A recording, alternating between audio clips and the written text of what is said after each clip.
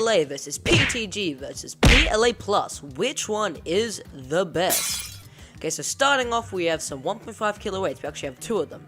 So PLA first will place the first weight, and it seems to be good. Moving on to the second weight, it's a little bit wobbly, and it falls and actually crushes the leg. Now technically this is a pass because it actually crushed, as you can see. Moving on to PETG, this is the first weight. Okay, looks good. Second weight, yep, a bit wobbly still, but it's alright.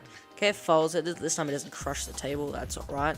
Okay, so it looks like that's a pass. Alright, PLA Plus, that's the first weight. Second weight, okay, it falls. Okay, so with that said, all three things pass this test, so on to test 2. Now just one simple smash, and the PLA is gone. You can see that's actually quite crumbly and just sort of bends and snaps at will. But yeah, now onto the PETG. Okay, that's 1 hit, 2 hits, it's cracked even, 3 hits, okay.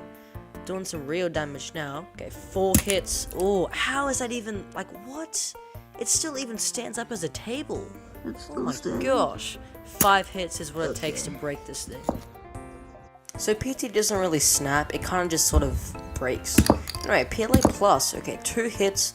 Alright, you can see it's a bit deformed there, but still going. 3, okay, 4, 5, wow. Okay, it's quite bent at this point. And 6, finally it breaks. Took 6 hits to break.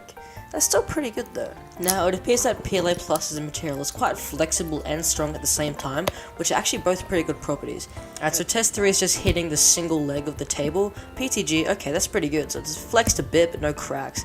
PLA Plus, it cracked a bit and flexed a lot. And PLA, it just pretty much crumbled. So yeah, there you go, that's the test.